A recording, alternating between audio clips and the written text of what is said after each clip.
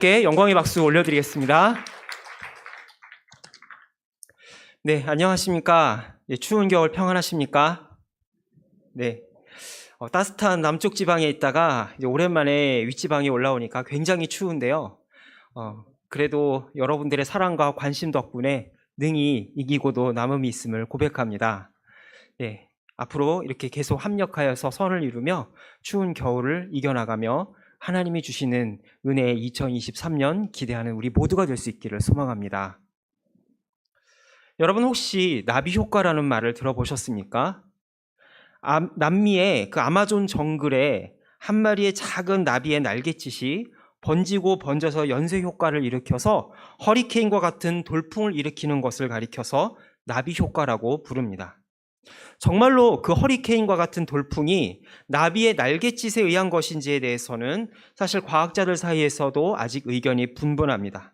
하지만 이것은 단순히 기상 관측에서만 쓰이는 말이 아니라 우리 생활 전반에 걸쳐서 작은 움직임이 예상하지 못한 큰 결과를 낳았을 때 쓰이는 말이기도 합니다. 여러분, 나비의 날갯짓이 뭐가 그리 대단하겠습니까? 나비의 날갯짓은 그저 나비 한 마리가 자기 살려고 몸부림치는 몸짓에 불과할 것입니다. 그런데 어떻게 보면 오늘 우리들의 삶의 모습과 우리의 믿음 생활도 이런 나비 한 마리의 작은 날갯짓에 불과한 것이 아닌가라는 생각을 해보게 됩니다. 그동안 우리는 교회와 교계에서 많은 슬로건과 구호를 듣고 보았습니다.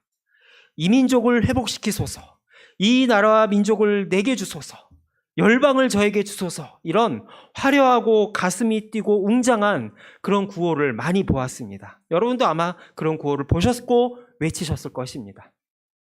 이와 더불어서 우리의 심장을 뛰게 하고 우리의 가슴을 웅장하게 했던 그런 장치들을 들라고 한다면 어떤 것이 있을까요? 대표적으로 부흥회와 찬양 집회를 들 수 있지 않을까 싶습니다.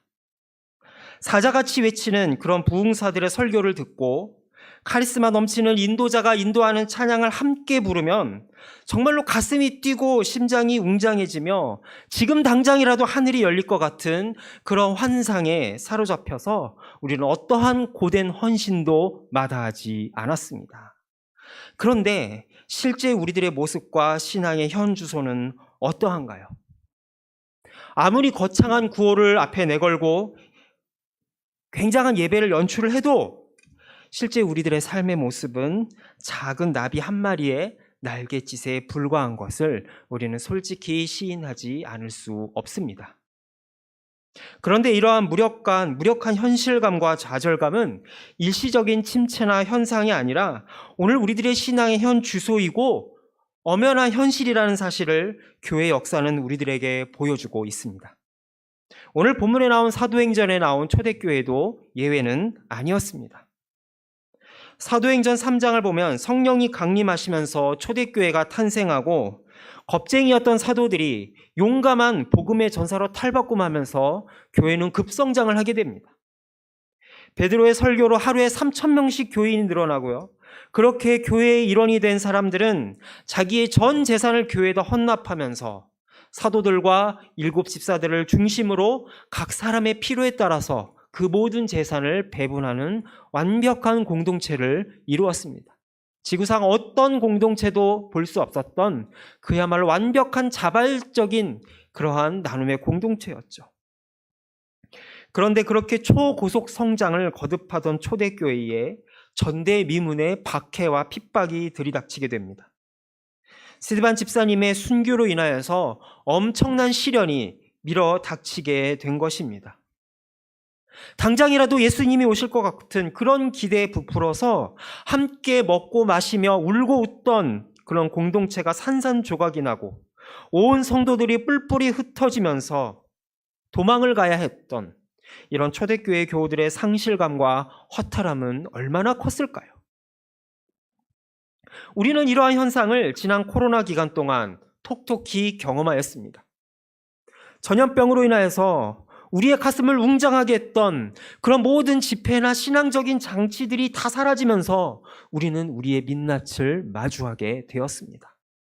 당장이라도 예수님이 오실 것만 같은 환상은 온데간데 없이 사라지고요. 대단한 줄 알았던 우리의 삶과 신앙이 사실은 초라한 나비의 날갯짓에 불과했다라는 사실을 우리는 보게 되었습니다. 오늘 본문에 나온 예루살렘 교회가 느꼈던 상실감은 아마 이것보다 훨씬 더하면 더했지 덜하지 않았을 것입니다. 그런데 그런 엄청난 핍박과 박해의 중심에는 바로 사울이라고 하는 바리새파 유대인이 있었습니다. 그는 스데반 집사님이 돌에 맞아 죽어갈 때에 그가 죽임당함을 마땅히 여겼다라고 성경은 기록합니다. 게다가 사울의 박해는 스데반에게서 그치지 않았습니다. 오늘 보면 사도행전 9장 1절에서 2절 말씀을 보면 사울이 주의 제자들에 대하여 여전히 위협과 살기가 등등하여 대제사장에게 가서 다메섹 여러 회당에 가져갈 공문을 청하니 이는 만일 그 도를 따르는 사람을 만나면 남녀를 막론하고 결박하여 예루살렘으로 잡아오려 함이라라고 기록하고 있습니다. 어떤 주석가들은 이러한 사울의 행동을 마치 야수와 같은 행동이다라고 해설을 덧붙입니다. 마치 피해 굶주린 사자와 호랑이가 먹잇감을 찾아 헤매는 것처럼 사울은 그리스도인들을 사냥하고 다녔다라는 것입니다. 그리고 예루살렘에서 그리스도인을 사냥하는 것으로 모자라서 그는 시리아의 다마스쿠스, 성경의 다메섹까지 그의 핍박의 마술을 뻗치고 있었습니다. 예루살렘에서 다메섹까지의 거리가 약 250km 정도 된다고 하는데 우리나라로 치면 서울에서 구미나 대구 정도 되는 거리입니다.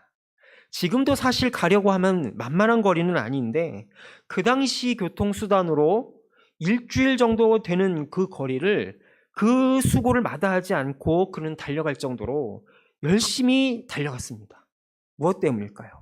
바로 그리스도인을 잡아 죽이기 위한 일념 하나를 가지고 그는 그 먼 거리를 수고를 마다하지 않았다라는 것입니다. 그런데 놀라운 것은 사울은 이런 행동을 하면서도 자기는 하나님을 위해 이 모든 일을 한다라고 생각했다라는 것입니다. 신약성경 빌립보서 3장 5절에서 6절의 말씀을 보면 그가 회심하기 이전에 그의 모습을 이렇게 고백합니다. 나는 8일 만에 할례를 받고 이스라엘 족속이요 베냐민 지파요 히브리인 중에 히브리인이요 율법으로는 바리새인이요 열심으로는 교회를 박해하고 율법의 의로는 흠이 없는 자로다라고 그 자신의 과거의 모습을 기록하고 있습니다. 그는 구약의 율법에 정통했으며 그 율법을 지키는 것만이 하나님께 인정받는 길이라고 굳게 믿었습니다. 그리고 그 길을 방해하는 그리스도인들을 지구상에서 없애는 것만이 우리 유대인들을 다시금 로마의 압제에서 해방하여 과거의 영광을 되찾는 유일한 길이라고 그는 굳게 믿었습니다. 그러한 사울의 중심을 지배하고 차지했던 것, 그것은 바로 하나님이 아닌 실상은 자기 자신이었다라는 것이죠. 내 열심, 나의 노력, 내가 이렇게 하나님을 섬기고 율법을 지키고 계명을 지키면 하나님이 우리에게 복 주실 것이다라는 생각이 그의 속에 가득 찼습니다. 그의 모든 중심에는 겉으로는 하나님을 위한다고 하지만 실제로는 그의 삶의 중심에는 나 자신이 자리하고 있었다라는 것이죠. 그런데 그가 회개한 이후에 기록한 로마서 3장 10절에서 그는 뭐라고 고백하고 있습니까? 의인은 없나니 하나도 없으며라고 그는 수레하고 있습니다. 내가 나의 힘으로 아무리 하나님을 섬기려고 해도 그는 하나님을 만족시킬 수 없다는 사실을 깨달았습니다. 아니, 오히려 하나님을 섬기려고 노력하면 할수록 내 힘으로, 내 뜻으로 하나님을 섬기려고 하면 할수록 오히려 하나님으로부터 멀어진다는 사실을 그는 깨달았던 것이죠. 구약의 출애굽기 32장에 나타난 이스라엘 백성의 모습에서도 우리는 이러한 모습을 깨닫게 됩니다. 모세가 율법을 받기 위해 시내산에 올라가 40일을 기다린 동안 백성이 그 사이를 못 기다려서 지쳐서 출애굽기 32장 1절에서 이렇게 요구합니다. 백성이 모세가 산에서 내려옴이 더딤을 보고 모여 백성이 아론에게 이르러 말하되 일어나라 우리를 위하여 우리를 인도할 신을 만들라. 이 모세 곧 우리를 애굽 땅에서 인도하여 낸 사람은 어찌 되었는지 알지 못함이니라 라고 말이죠. 이스라엘 백성들이 금송아지 사건을 일으킨 이 모습을 통하여서 우리가 한 가지 보게 되는 것이 있습니다. 그것은 바로 보이지 않는 하나님을 신뢰하고 따라가는 것이 그만큼 어려운 일이다. 아니, 인간의 힘으로는 불가능하다라는 사실을 우리에게 보여주고 있습니다. 사울 역시 마찬가지였습니다. 그는 자기가 하나님을 위한다라고 착각했지만 그가 열심은 내면 낼수록 하나님 앞에 상급을 쌓아가기는커녕 심판을 쌓아가며 그는 천국을 향하여 달려가는 것이 아니라 지옥에 더 가까이 갈 뿐이었습니다. 이것이 과연 사울만의 이야기였을까요? 이것은 사울만의 이야기가 아니라 오늘 우리 모두의 이야기라는 사실을 성경은 우리에게 도전하고 있습니다. 내 삶의 주인이 내가 되게 되면 내가 아무리 종교적인 열심을 내도 도착하는 곳은 천국문이 아니라 지옥문일 따름이라는 사실이죠. 열심은 내면 낼수록 더 빨리 지옥문에 다다르게 되고 열심을 안 내고 게으름을 피면 조금 늦게 지옥문에 다다르는 차이가 있을 뿐입니다.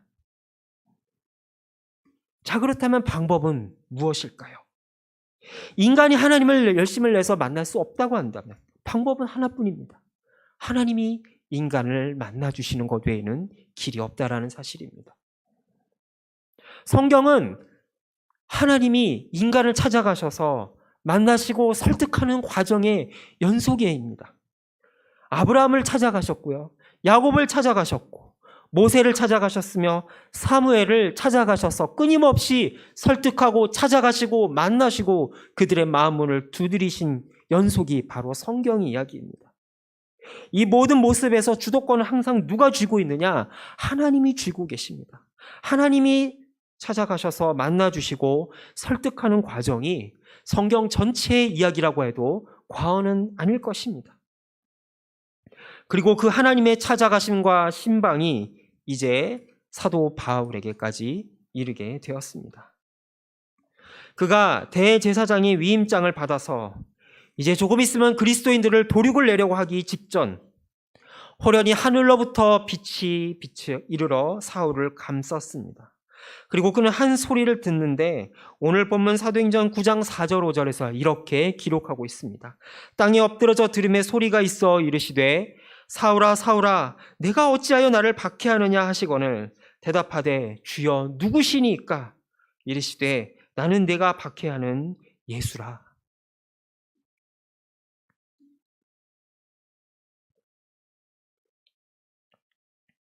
스데반으로부터 시작하여서 수많은 이들의 피를 그 손에 묻힌 사울에게 어찌하여 내가 나를 박해하느냐라고 물으시는 그 예수님의 음성에서 여러분 무엇이 느껴지십니까? 사울을 부르시는 그 예수님의 음성에서 우리는 초대교회 교우들의 피 묻은 아우성을 듣게 되며 바로 오늘을 힘겹게 살아가는 우리들의 외침을 들을 수가 있습니다. 물론 우리가 살아가는 환경 속에서 적어도 우리가 살아가는 대한민국에서 오늘 초대교회 같은 목숨이 왔다 갔다 하는 핍박은 더 이상 있지 않습니다. 그러나 우리를 둘러싼 경제적 사회적 갈등과 위기 그리고 무엇보다도 교회를 향한 거센 도전과 비난 앞에 우리는 직면해 있습니다. 이 속에서 우리들이 아무리 애쓴다고 한들 우리의 모든 삶과 신앙생활은 참으로 보잘것없는 어떻게 보면 사람 손으로 하는 부채질보다도 못한 그런 보잘것없는 나비의 날갯짓에 불과해 보입니다. 오늘 본문에 나온 교회 모습도 마찬가지였습니다. 이 당시 수많은 그리스도인들이 하나님께 살려달라고 왜 부르짖지 않았겠습니까? 그런데 하나님은 그 질문에 직접적으로 대답하지 않으셨습니다. 대신 어떻게 하셨습니까? 당신의 자녀들을 핍박하고 잡아먹는 맹수를 찾아가셔서 어찌하여 나를 박해하느냐라고 되물으셨습니다. 여러분, 예수님이 부활하시고 우리를 구원하셨음에도 불구하고 왜 우리의 삶은 눈물과 한숨과 핍박이 고난이 그치지 않는 것일까요? 그것은 우리의 죄 때문도 아니요 그리스도의 구원이 무엇인가 모자라서도 아닙니다. 우리의 삶에 반복되는 실패와 눈물 그것은 바로 세상을 구하기 위한 십자가의 사건이 우리들의 삶을 통하여 계속해서 반복되고 있기 때문입니다. 예수님의 십자가 구속 사건은 2000년 전에 충분히 이루어졌지만 동시에 우리들의 삶을 통해서 끊임없이 반복되고 있습니다. 우리가 실패했다고 좌절했다고 느끼는 그 모든 것, 그것은 바로 이 세상을 구원하시기 위한 예수 그리스도의 십자가의 연장선이라고 하는 사실입니다. 예수님과 스데반을 필두로 하여 수많은 이들이 십자가를 지고 가는 제2의 골고다 언덕, 그것이 바로 오늘 우리가 읽은 사도행전에 나타난 핍박의 현장이며 오늘 우리가 부름을 받은 삶의 자리임을 우리는 잊지 말아야 할 것입니다. 이렇게 당신의 자녀들에게 무거운 십자가를 지우시는 그 이유를 오늘 본문 15절에서 16절에 주님은 다메섹의 아나니아라는 제자에게 이렇게 말씀하십니다. 주께서 이르시되 가라, 이 사람은 내 이름을 이방인과 임금들과 이스라엘 자손들에게 전하기 위하여 택한 나의 그릇이라. 그가 내 이름을 위하여 얼마나 고난을 받아야 할 것을 내가 그에게 보이리라 하시니라고 기록하고 있습니다. 구약에서 신약으로 넘어가는 이 위대한 역사의 전환기에서 이제는 구약의 옛시대는 가고 새로운 신약의 시대가 왔다라는 사실을 증언하기 위해 하나님은 사울을 택하셨습니다. 그리고 그를 이방인의 사도로 삼으시기 위해 아나니아에게 가라라고 부르셨다라는 사실이죠. 자, 그렇다면 여러분, 왜 하필 사울이었을까요? 사울이 없으면 하나님의 일이 진행이 되지 않아서 그를 부르셨을까요? 물론 사울은 가지고 있는 재주와 경험이 굉장히 많은 사람이었습니다.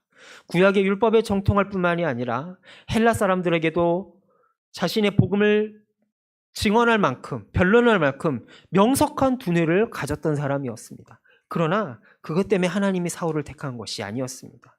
사실 하나님은 그가 없이도 얼마든지 전 세계를 복음화시킬 수 있다는 것, 우리가 다 믿고 고백하는 바가 아니겠습니까? 그런데 왜 하나님은 사울을 택하셔서 바울로 변화시킨 후에 그를 사용하셨을까요?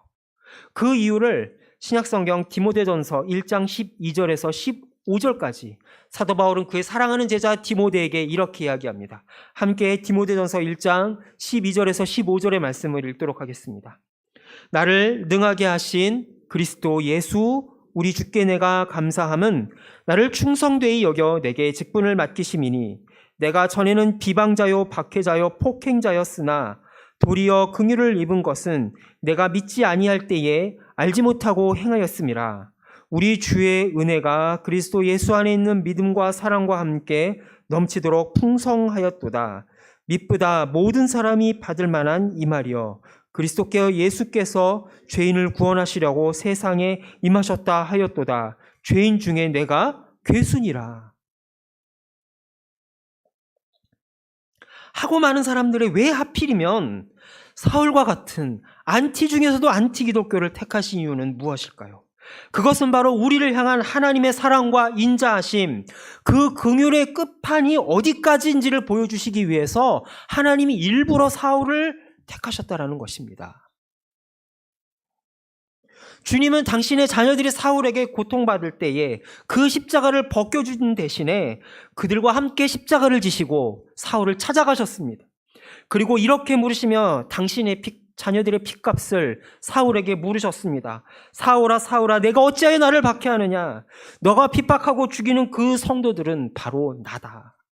너는 그 억울한 사람들의 핏과 죄악을 너는 도대체 무엇으로 갚으려고 이러느냐? 사울은 이 어마어마한 희생의 핏값을 도대체 무엇으로 치러야 될까요? 예전에 우리나라 영화 중에 신과 함께라고 하는 영화가 있었습니다. 혹시 이 영화 보신 분 계십니까? 그 영화를 보면 이 망자가 죽은 후에 저승에 가서 자기가 행한 모든 그런 죄값에 대해서 그 지옥에서 죄값을 치르는 모습들이 나오죠. 거기 보면 별의별 지옥들이 다 나옵니다. 무슨 도산지옥, 화탕지옥, 한빙지옥과 같은 별의별 지옥이 다 나오고요.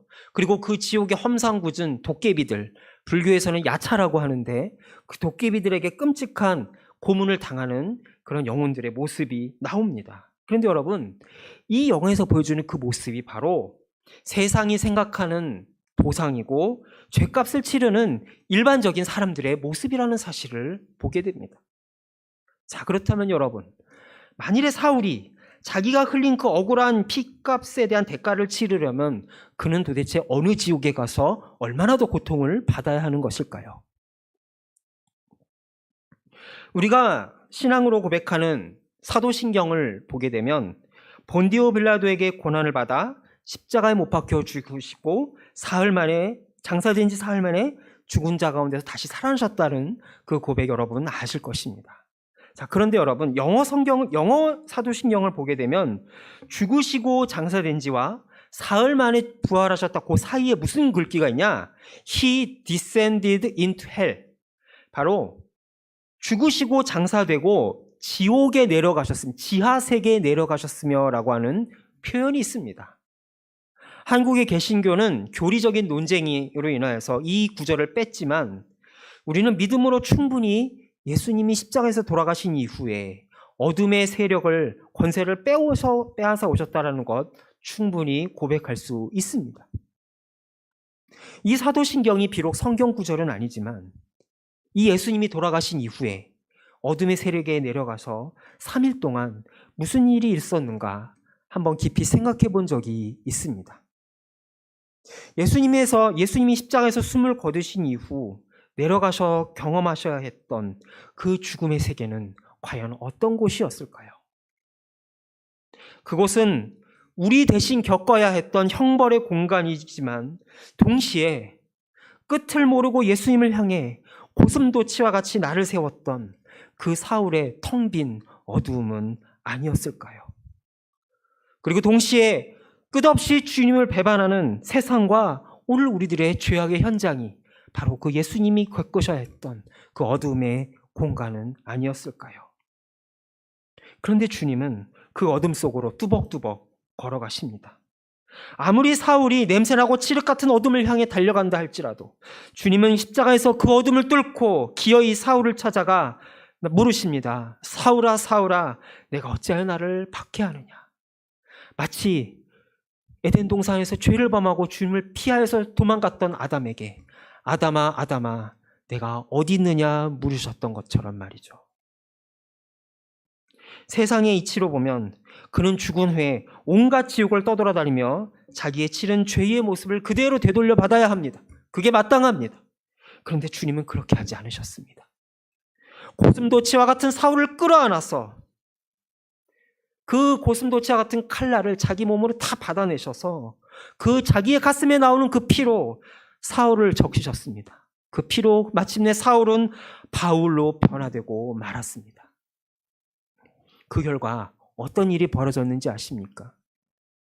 그가 이전에 그토록 예수님을 핍박하던 그 증오와 미움의 크기와 열정이 그대로 180도 변하여서 예수님을 향한 사랑과 헌신의 크기로 바뀌게 되었습니다. 그리고 이것이 바로 하나님이 당신에게 가슴에 칼을 찌른 인간들에게 복수하는 방법이다라고 성경은 우리들에게 증언하고 있습니다. 2000년 교회 역사는 사실 사도 바울이 이루어놓은 기반 아래 놓여 있다고 해도 과언이 아닙니다. 신약 성경의 절반 이상은 사도 바울이 쓴 편지이고요. 2000년 그리스도교 역사의 신학은 사실상 사도 바울의 신학의 재해석이라고 해도 과언이 아닐 것입니다. 그래서 역사학자 아놀드 토인비는 이렇게 이야기하였습니다. 바울을 태우고 빌립보로 건너갔던 그 배가 바로 유럽의 역사를 바꾸는 배였으며 유럽 문명사의 미래를 안고 가던 배였다라고 말이죠. 스데반의 순교로 초대교회의 교우들은 뿔뿔이 흩어졌으며 그의 몸짓은 작은 나비의 날개짓에 불과했습니다. 스데반 집사님의 설교는 지금도 설교학자들 사이에서 명설교라고 불리고 있었지만 그가 명설교라 하는 대가는 돌팔매질을 당하 죽임을 당하는 것이었습니다. 그러나 그 스데반 집사님의 작은 날개짓이 바울에 이르러서 회오리 바람을 일으켰습니다. 그리고 그 회오리 바람과 폭풍우는 2000년을 거쳐 오늘 우리들에게까지 이르렀습니다. 그런데 그런 어마어마한 업적을 이룬 사도 바울이 정작 자기 대해서 뭐라고 고백합니까? 주의 은혜가 내게 족합니다. 나는 죄인 중에 괴수로다. 하나님이 나와 같은 사람도 변화시키고 지키셨다면 너희들도 변화시키지 않겠느냐라며 오늘 우리들에게 도전을 하고 있습니다. 박해가 아닌 박해의 시기를 살아가는 오늘 우리들의 신앙생활은 정말로 작은 나비의 날갯짓에 불과해 보입니다. 그러나 오늘 나의 보잘것없는 그 날갯짓이 하나님의 폭풍우를 이루는 놀라운 시도라는 사실을 잊지 않기 원합니다. 오늘도 끊임없이 날갯짓을 이어가는 우리들의 삶이 모이고 모여 하나님 나라의 큰 폭풍우를 이루고 있다는 사실을 믿음으로 고백할 수 있기 원합니다. 그리고 그 폭풍우가 마침내 예수님 다시 오시는 그날까지 온 세계에 이르러서 하나님의 놀라운 일을 이루는 우리의 모든 하나님 앞에 상급으로 기록될 줄로 믿습니다. 이 시간 함께 합심하여 기도하기 원합니다. 어두운 시대 가운데서도 우리에게 주어진 선교적 과업을 수행하게 하여 주시옵소서. 연약하지만 복음의 날갯짓을 이어가는 우리 모두가 되게 하여 주시옵소서. 또한 추운 날씨에 영육간에 강건하게 하시며 2023년을 은혜로 준비하는 우리 모두가 될 수 있게 해달라고 함께 합심하여 기도하겠습니다.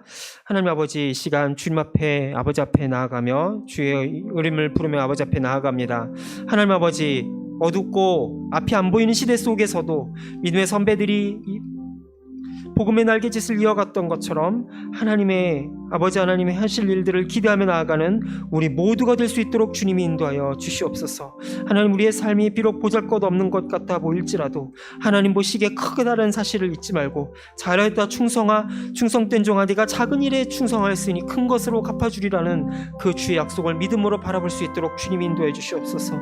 아버지 하나님, 우리들의 모든 연약한 날갯짓이지만 그러나 우리들의 모든 부족함이 모이고 모여서 하나님의 크신 일들을 이루시는 줄을 믿사오니 아버지 하나님 역사하여 주시고 주님 도우셔서 하나님 나라의 큰 아버지 하나님 일을 꾼으로 우리 모두를 사용하여 주시옵소서.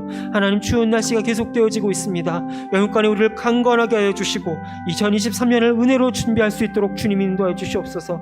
작아 보이는 우리 하루하루가 모여서 하나님 아버지 앞에 큰 상급으로 쌓이는 일 잊지 말게 하여 주시고 하나님, 우리의 새해에 다가올 하나님께서 형통케 하실 그 모든 일들을 기대하며 기도함으로 나아가는 우리 모두가 될 수 있도록 주님 인도하여 주시고 함께해 주시옵기를 간절히 소망하며 기도하오니 아버지 하나님 응답하시고 함께 하시며 주의 은혜로 주님 넉넉하게 채워주시는 하나님의 역사를 경험하게 하여 주시옵소서. 주님 인도하여 주시옵소서. 끝을 모르고 어둠을 치닫던 사울에게 빛으로 찾아오신 주님, 이 시간 우리 어두운 심령 가운데 찾아오심을 믿습니다. 우리의 어두움을 주의 빛으로 비춰주시고 주의 은혜로 새롭게 하여 주시옵소서. 우리로 하여금 복음의 날갯짓을 멈추지 않게 하시고 우리의 연약함이 아닌 하나님의 일하심을 기대하게 하여 주옵소서. 연약한 우리를 통해 일하시는 예수님의 이름으로 기도합니다.